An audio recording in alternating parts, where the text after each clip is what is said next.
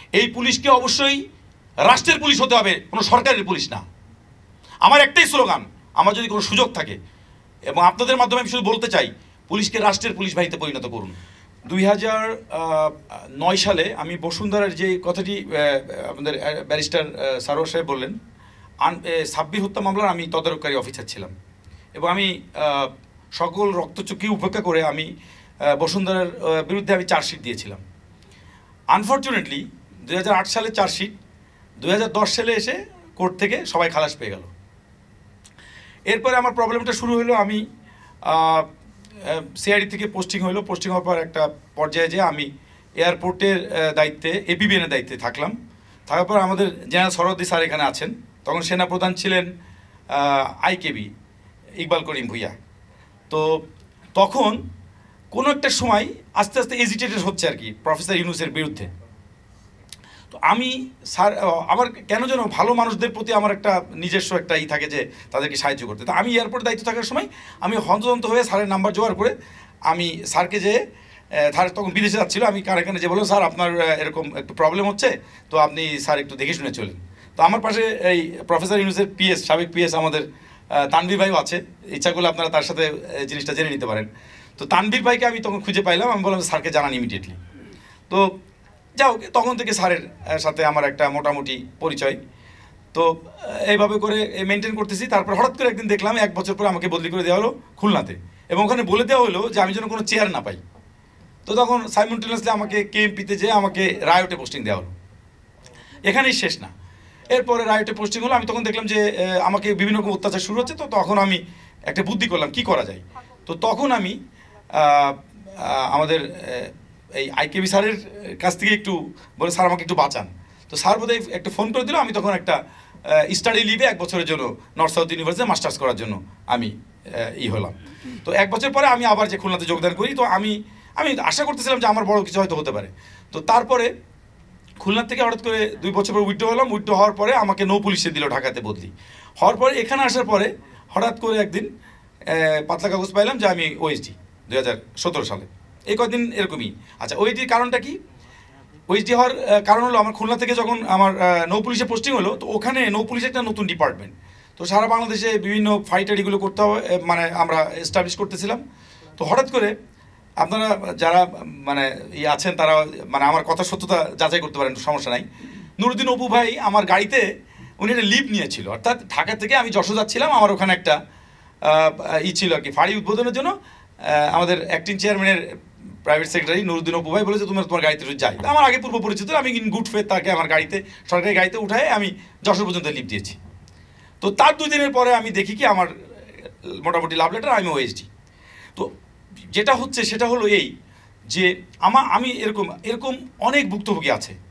এই যে ফ্যাসিজম, এই ফ্যাসিজমগুলি যে শুরু হয়েছে একটা ব্যক্তির কারণে, কিন্তু একটা ব্যক্তির কারণে তো অবশ্যই হয়েছে, তাদেরকে সাপোর্ট করেছে একটা গোষ্ঠী, অর্থাৎ পুলিশের মধ্যে একটা গোষ্ঠী, বিভিন্ন ডিপার্টমেন্টে একটা গোষ্ঠী, বিভিন্ন ডিপার্টমেন্টে একটা সিন্ডিকেট তৈরি করেছে, এবং তারা এগুলিকে অ্যাক্সিলারেটেড করেছে, অর্থাৎ এটাকে আগায় নিয়ে গেছে। তো একা কিন্তু এই ফ্যাসিজম একজন ব্যক্তির দ্বারা হয়নি। তো এই যে তাদের লেসপেঞ্চারগুলি আমি শ্রদ্ধার সাথে স্মরণ করি আমার টিটু ভাই, এবং সবচেয়ে বেশি শ্রদ্ধা, ভালোবাসা, স্নেহ আমার এই সাকিব। একমাত্র he is the only man যে এই ফ্যাসিজমের বিরুদ্ধে একা লড়ে গেছেন। এবং শুধু লড়া না, যে কথাটা একটু আগে একজন বক্তা বললেন, সে কিন্তু কোনো ফ্যাসিজমের লেসপেঞ্চার কাউকে এনে কিন্তু কোনো টকশোতে বা কোনো কিছুতে হাজির করেন নাই। 1 দ্বিতীয় নম্বর হইল, সে কিন্তু কোথাও কেনা বেচা হয়নি। আমি দেখেছি অনেক, আমি সবাইকে শ্রদ্ধা করি যারা কাজ করেছে, সে একমাত্র লোক যে তার প্রথম কথা হলো আমার সাংবাদিকতা, এবং আমি যে সত্য কথাটা বলবো।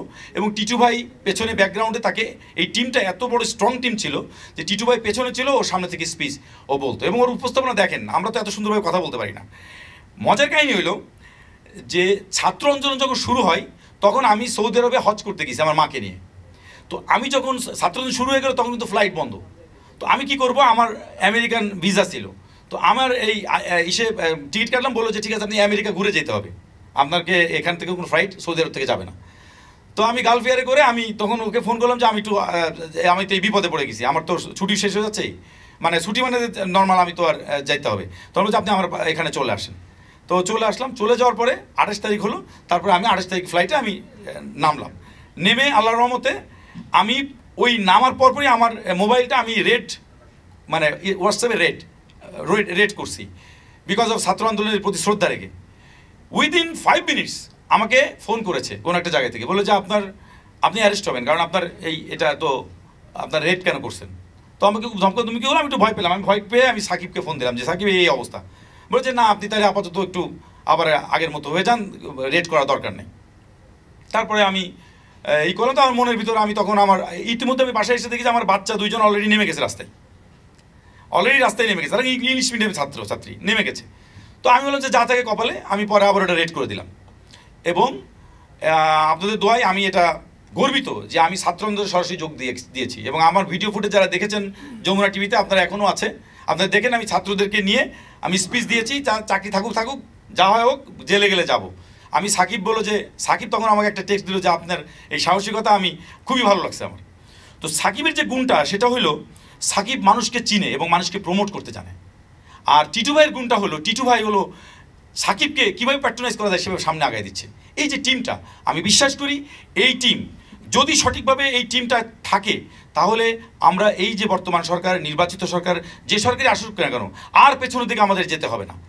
আমি একটা জিনিস খালি বলে শেষ করতে চাই, আমি সাংবাদিকদেরকে শ্রদ্ধার সাথে স্মরণ করি এবং স্যালুট করি, বাট ওই সময় কিন্তু আসলে কোনো সাংবাদিক সঠিক তথ্য প্রচার করেন নাই বা করতে পারেন নাই বা করেন নাই, সেই সাহসিকতা তাদের ছিলও না বলে আমি মনে করি। কারণ সাহসিকতা মানুষের জন্মের পর থেকেই হয়, সেটাকে পরিচালিত করে বিভিন্ন ইসের মধ্যে। কিন্তু মূল সাহসী ব্যক্তি, আপনি দেখেন ইতিহাস পর্যটন দেখবেন, সাহসী ব্যক্তি মায়ের পেট থেকে আসে। তো আমার নাজমুল সাকিব সেরকম একটা সাহসী ছেলে। তো যার কারণের জন্য আজকে তার স্পিডে আমি নিজেকে সাহসী বলে নিজেকে মনে করি যে আমি ওই সময় আমি দেখেছি। কিন্তু কোনো সাংবাদিক এই তথ্যগুলি প্রচার করতে পারে নাই। আমি গোপনে ওকে দিতাম, ও 2-1টা প্রচার করতো। এরকম আরও অনেক তার তো অনেক আপনার এজেন্ট ছিল যাদের কাছ থেকে তথ্য পেতো বা করতো। তো আমি এই নাগরিক টিভি এবং আমাদের টিটু ভাই এবং সাকিবকে আমি কি বলবো, এটা আসলে আমার হৃদয় থেকে আমার মনে কান্না চলে আসতেছে। অল অডিয়েন্স আর হিয়ার, আমার এখানে জেনারেল স্যার আছেন, তারপর এখানে আরও অনেক বড় বড় রাজনৈতিক দলের অনেক বড় বড় কর্মী আছেন, আমাদের স্বপন ভাই আছেন, অনেক আমাদের জাতীয়তাবাদী দলের অনেক বড় নেতা। আমি শুধু একটি কথাই বলতে চাই, আমরা আর পেছনের দিকে ফিরতে চাই না। আমি একটা কথা বারবার বলতে চাই, আজকে সরকারের খুব 3জন বিখ্যাত ব্যক্তির সাথে নাজমুল সাকিব এবং টিটু ভাই ছিলেন এবং আমি তার সাথে থাকার সৌভাগ্য হয়েছে। একটি জিনিস বলেছি, এই পুলিশকে সংস্কার করতেই হবে, এর কোনো বিকল্প নাই। এই পুলিশ ব্যর্থ হয়েছে। একটা লোক উইথাউট অস্ত্র দাঁড়িয়ে গেছে, তাকে গুলি করতে হলো আমার, কেন? ওয়াই? এটা কি রাইট অফ প্রাইভেট ডিফেন্স? তো এইটা তো আসলে কোনো হতে পারে না। এই জন্য পুলিশটাকে আপনারা সমাজের বিভিন্ন জায়গা থেকে আপনারা বলেন এই পুলিশ চলবে না, সরি টু সে, এই পুলিশকে অবশ্যই রাষ্ট্রের পুলিশ হতে হবে, কোনো সরকারের পুলিশ না। আমার একটাই স্লোগান, আমার যদি কোনো সুযোগ থাকে এবং আপনাদের মাধ্যমে আমি শুধু বলতে চাই, পুলিশকে রাষ্ট্রের পুলিশ বাহিনীতে পরিণত করুন, সব সমস্যার সমাধান হয়ে যাবে। পুলিশ যেন সরকারের বাহিনীতে না পরিণত হয়, এই কথা বলেই ভবিষ্যতে যেন আপনাদের সাথে গণতন্ত্রের জন্য, freedom of speech, rule of law, এইটার পক্ষে যেন কাজ করতে পারি, সেই আশাবাদ ব্যক্ত করে আমার সাকিবের জন্য হৃদয়ের অন্তরস্থল থেকে, সে যে মানুষদেরকে তৈরি করতেছে বিভিন্ন সেক্টরে, এই জন্য তাকে আমার অন্তরস্থল থেকে শুভেচ্ছা সাধুবাদ জানিয়ে আমরা এই ফ্যাসিজম বিরোধী যে সমস্ত শক্তি, যে সমস্ত সাংবাদিক এবং যে সমস্ত রাজনৈতিক নেতাকর্মী এবং সমাজের যারা আছে তাদের প্রতি গভীর শ্রদ্ধার সাথে স্মরণ করি এবং একই সাথে ছাত্র আন্দোলনে যারা নিহত হয়েছেন, যারা তাদের গভীর শ্রদ্ধার সাথে তাকে স্মরণ করে আমি আমার বক্তব্য এখানে শেষ করছি।